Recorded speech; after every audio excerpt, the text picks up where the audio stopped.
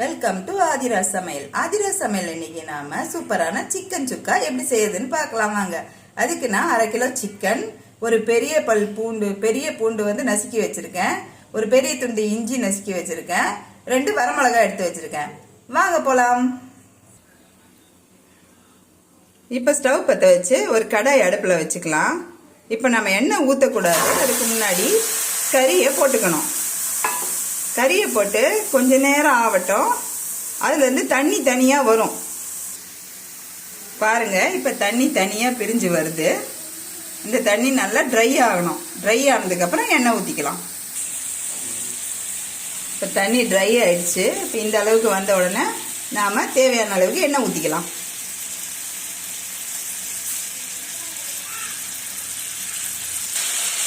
ஊற்றிட்டு இப்போ கூடவே 2 வரமிளகாவை போட்டுக்கலாம்.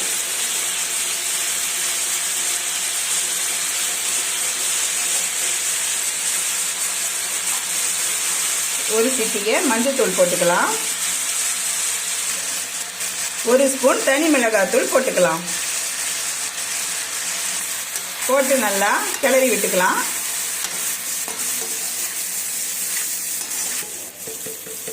இப்போ இது கூட நமக்கு தேவையான அளவுக்கு சால்ட் சேர்த்துக்கலாம்.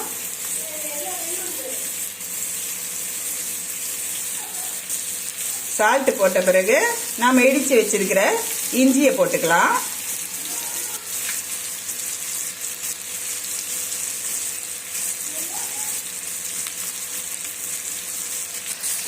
போட்டு லேசா வதக்கி விட்டுக்கலாம்.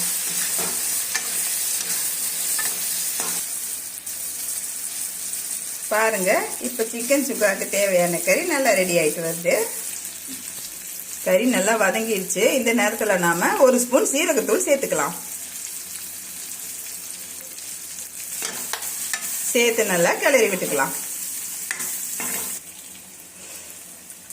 கிளறி விட்டுட்டு இப்ப கொஞ்சமா கருவேப்பிலை சேர்த்துக்கலாம்.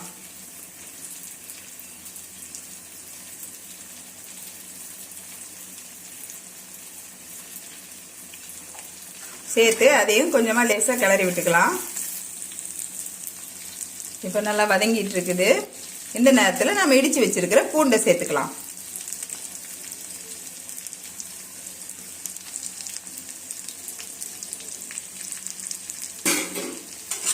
பூண்டை சேர்த்து நல்லா கிளறி விட்டுக்கலாம். நல்லா வதக்கிக்கலாம். எண்ணெயிலேயே சிக்கன் வெந்துருச்சு.